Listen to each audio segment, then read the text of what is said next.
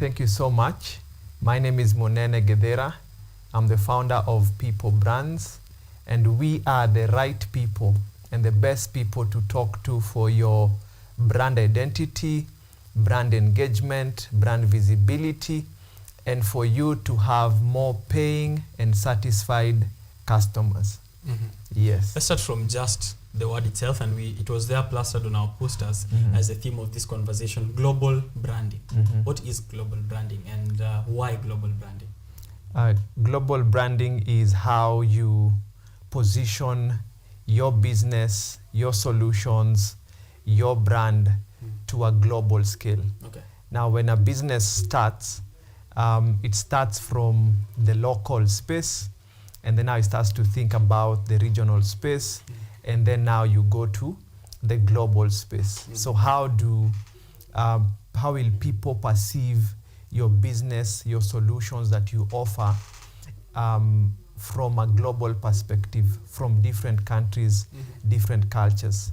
So that is what global branding is. Okay. Yes. I'm sure that involves a lot of adapting it for different cultural contexts. Yes. How do you approach that angle, given that maybe my brand is succeeding in Kenya and now I want to get into Tanzania where they are Swahili speakers and have a different kind of culture? Maybe just a general perspective on how someone approaches that adaptability. How you approach that is number one, your target market, the country that you're going, the region that you're going. What is your target market in that region, that space? And then the culture is very, very important. The language, things like translation, perhaps there are taglines that you will use, that you use in one country that would not work in another country. Okay. And there's the acronym VIABLE. Okay. VIABLE. Number one, you have to understand the values of the people in that country or in that region. Number two, you have to understand the interest of those people. Number three, you have to understand their attitudes. Number four, the B, you have to understand their behaviors. And then you have to understand their lifestyles. And then finally, what experiences are they expecting from your business and your solutions? Okay. Yeah. You have to be viable. You have to be viable as a business. In promoting the brand in that kind of way, what kind of channels does someone take a look at? For the channels, it always differs on the goals that you want to achieve. We have things like out-of-home advertising. We have the traditional marketing, like radio, TV. And then we have the on-form channels, social media, digital marketing, making sure that your brand is available where people are spending most of their time, and your brand is available where it will have more credibility. Okay. Yes. All right. When we talk brand positioning and brand, brand promotion, we are talking about a story of a brand, right? So we are trying to tell the story of Richard and Company, right? While we are trying to tell this story and adapt to different markets, how do we ensure then that we are still, resonating with the brand narrative as we are still going to different markets and approaching different target markets? Our story still remains the same, because let's take still Richard and Company. Kenya, I'm known as a family brand. And maybe I'm trying to approach Tanzania where maybe the family brand isn't how I do it. How do I still ensure that my story and my narrative stays the same? How you do that, again, we come back to you understanding your audience. Okay. That is very key. And the mistake we see people doing is once they understand their audience once, but understanding your audience is a continuous journey. Number one, understand your audience. Make sure that you know how they like their stories, how they like to, what really gets them. You go after, there's something we call going after the nerve. So what nerve are you going for with your brand storytelling, with your content? Now, when you understand that, now you craft a very compelling brand story using that research. Yeah. Okay. So you have to really understand them before you understand how to approach them. Yes. Okay. And that maintains the brand narrative. At the same time, of course, this is towards customer conversion. And you said that is one of those things that you're taking a look at people brands. Is it because people stands for people? Yeah. And therefore, how does the customer conversion and engagement come in? So we, first of all, people really derive from people. Actually, our tagline is people impact brands, because you have to start from the people and then you give them impact, and then now the brand is just the vehicle of how you deliver that. Okay. And so customer conversion processes came about. We saw, especially here in Kenya, most brands, number one, are not very well developed. Number two, most brands are not very well promoted. And then finally, most brands do not understand how to do their customer conversion. So you've seen a brand online, or you are driving, you saw a billboard, and then you called that number, and then that number either is off, or the person you've called was rude to you, or the person you called didn't seem to understand what they offer as a business, or they had you waiting for 2 minutes on the line. So those are some of the things we decided to tackle, help businesses to, because sometimes the challenge is not how you promote the brand. The challenge is how you convert, how you turn this prospect into a paying client. Are you talking to them nicely? Are you fast in your response? Do you fully understand what you're offering?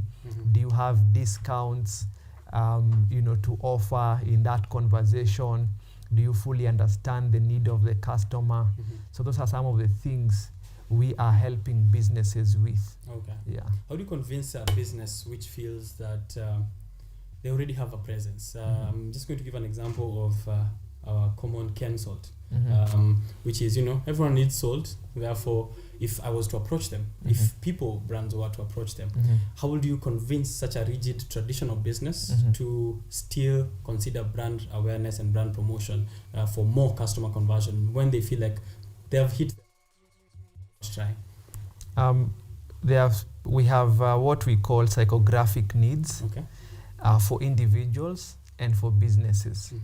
For businesses, some of the psychographic needs, number one is improving your net profits. Number two is improving your sales volume. We have things like cutting down your cost, and so on. And so for a company like Ken Salt, these are some of the things you bring on the table. You tell them, 10 years ago, you had 80% market share. In 2024, you have 30-40% market share because of the other players who have come in. And number one, they might have a better solution than you. They might have better packaging, branding, messaging than you. And so this is a good time for you to really re-establish your authority through a better identity, a better image, better messaging, being on the right channels, and then making sure that your customer conversion processes also are improved. So that is how you bring that conversation. You hit their nerve, which that's is the nerve that you're looking for. That's the nerve that you're looking for. So what are their psychographic needs? Yeah. Psychographic needs. That's quite a good time. I think I'll just write it down real quick. Let's speak digital maturity. Is that something that is also a conversation in trying to convey, of course, a brand across markets? What kind of digital tools do you get to use then for global brand positioning? Thank you for that question. Digital maturity, digital transformation in the age that we are in is not an option for businesses. Okay. It's almost like a must. Actually, in the next 4 or 5 years, if you're not using digital tools, then you'll find yourself in a very tough situation as a business.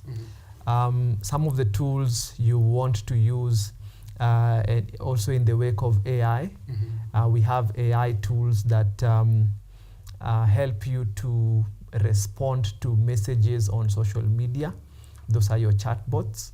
You have AI tools that help you to measure and do data analysis on how your website is performing, the kind of traffic you're having on social media.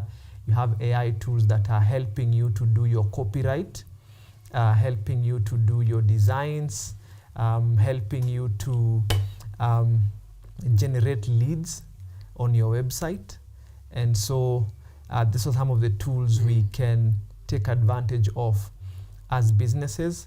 Of course, the most important one is tools for CRM, customer relationship management. These are tools that they help you to segment your customers, cold leads, hot leads, warm leads, who is most likely to buy when. So these are some of the tools we need to be using as businesses. Okay. Yeah. All right. How do you ensure then a smooth transition? As you said, in the next 4 or 5 years, if you're not using any digital tools, your brand is probably going to be overshadowed by brands which are trying to become digitally mature. How do you help a brand then that is rigid, maybe a traditional brand, if I can use that term, to have a smooth transition to the digital era? Number one, for the business owners, the brand owners, they need to upskill. They need to have knowledge. Even if you're not the one executing, you need to have that knowledge, so that now, even when you call a consultant like Monene, you have an understanding of what Monene will come to say, and you will have be in a better position to have a conversation with that consultant. So that's number one. Upskill the current knowledge you have. Number two, work with consultants. Hire a team that is very good with digital transformation. Let them set you up, and from there you can decide to take it up by yourself, or you can decide to continue engaging that consultant or those experts. All right. Yeah. In brand promotion efforts, what kind of metrics are the most important to you as a consultant, and what are the ones you think maybe someone who's watching should be having a consideration on? Number one is lead generation. Okay. Number one, yani pale juu kabisa. Lead generation. Yes. So how do you do your lead generation as a brand? These days, when especially for micro and small businesses, when they're doing their promotion, their lead generation goes straight into their WhatsApp business numbers. Okay. So you find that you have a promotion on social media, for example. You've used something like 10,000 shillings to do that promotion, and then you have 100 people coming to clicking that WhatsApp business number. So that is the most important metric, those 100 people. And then from there, now using those conversion tactics we mentioned, you're able perhaps to convert 20. So out of 100 generated leads, you had 20 conversions. And so you look at what that means in terms of business sense. Okay. So if, for example, if it's a tour and travel company and you are offering packages to Mombasa, each package was 50,000 and you converted 20, so I think that's $1 million. So that is what that promotion brought. Okay. Yeah. After Number one metric. The second one is engagement. Very key. How people engage with your brand. Are they commenting? Are they sharing? Are they mentioning you on social media? Are they having conversations about your brand in social interactions. Are they doing bookmarks? That's something I Yes. also noticed recently. How many bookmarks? Yes. Who's saving this for later? Yes. That's also an important thing. Very key. Okay. And especially things like YouTube channels and the blogs. People bookmark a lot Yes. because you want to watch later, you know, watch on demand. Yeah. Yes. All right. So it's lead generation and engagement. Yes. All right. Those are the very key metrics Yeah. that businesses should be taking a look at. As someone who's maybe starting a business in its initial stages, since we're speaking global brand positioning, is this something that I need to think about from the onset, or do I wait and see if my brand is something that can go global? Or at what stages do I gauge that now let's think global? Yes, you as a starting business, whether you're a startup, whether you're a small business, a micro business, you need to think globally. You know, think global, act local. Okay. So, and the reason is the opportunities are becoming more and more. You find that people in a certain continent or country will want to work with your brand because, let's say, in Kenya we have more expertise. In Kenya we are faster. In Kenya we are more affordable.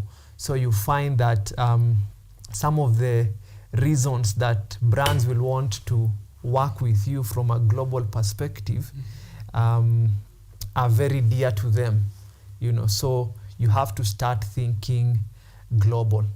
Yeah. Okay. In some of the success stories that you can let us know of the brand positioning and customer conversions that you've done so far with people. Some of the successful projects we've done, we did a project with the Global Logistics Convention last year in November. We work with companies like Arop Group. We work with companies like Plum Care. They do oral care, the dental floss picks. So those are some of the companies we have worked with.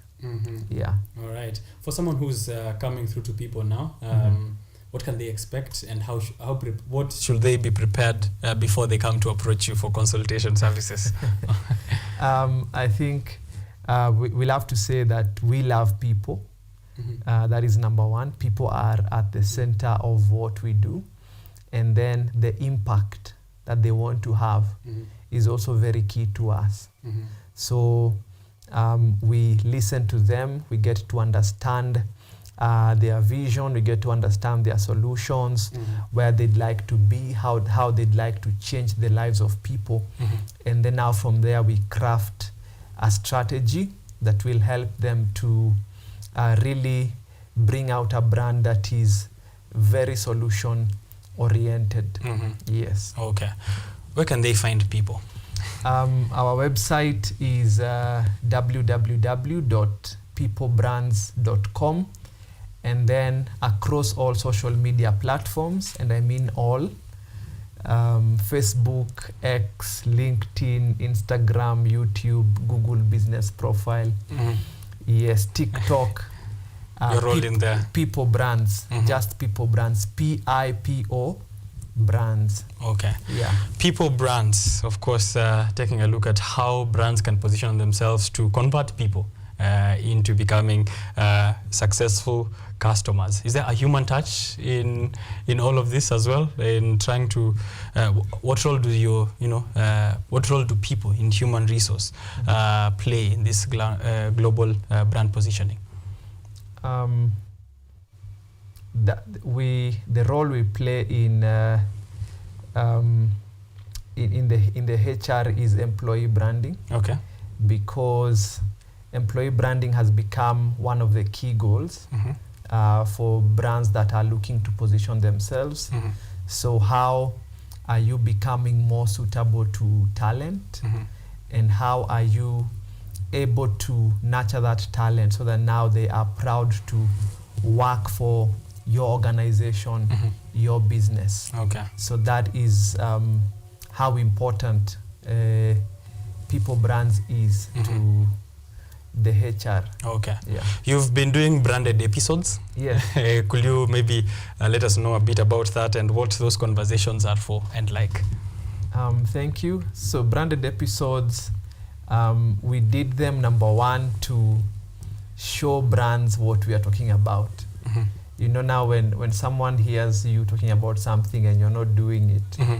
they might start questioning. Mm. So that was the first reason. Okay. You know, just to show our customers this is what we mean when we say branded episodes. Mm-hmm. And so for us, we did branded episodes that relate to business conversations. Mm-hmm. So we had one called ANZA Mm-hmm. in partnership with Talanta Institute. Okay. And we did season 1. It was very successful. We had conversations with different MSME CEOs just to get their stories, their journeys, and where they are currently. Mm-hmm. And so that was very integral in us showing brands that if you are to do your branded episodes, Mm-hmm. this is how you are supposed to do it. And just to bring it to light, Mm-hmm. branded episodes is doing a conversation Mm-hmm. on video that will be very insightful to your customers, Mm-hmm. that will be very entertaining, that your customers will always be coming back to watch, Mm-hmm. even if you're not selling anything. Okay. Yes. So Wow, for example, I didn't think of that that way. Okay. so for example, a brand that is doing beauty Mm-hmm. products can do branded episodes that they are talking about, you know, self-worth, Mm-hmm. self-identity. Mm-hmm. You know, you're not selling a product. Mm. You know, you're just having conversations around your brand. Your brand, okay. You know, Okay. what are the things that surround your brand that you can have conversations on. Mm-hmm. Yes. Okay. So it's something that other businesses can also pick up. Yes. If I'm getting that correct from you. Not can, should. Or should. Yes.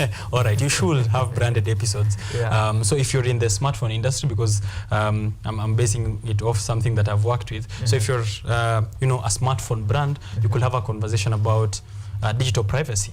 Yes. Which is something that is around your brand, but you're not directly selling Yes. your product. Yeah. Okay. It works very well. Something that you can pick up and check out some of the branded episodes that Githira has done himself. I've been watching them on YouTube. Yeah. You know, of course, because I follow you on LinkedIn there and I see your work. Mm-hmm. I've keenly been following up. It's been great conversations that people can check out as well and see how you can either take that for your brand or, you know, learn a few of those tips on global brand positioning. Just as we wrap up, I'd like to say thank you for creating time for us here. Thank And I'm hoping that, you know, as you grow some more, we could still have you here, even if you're out there doing global brand positioning.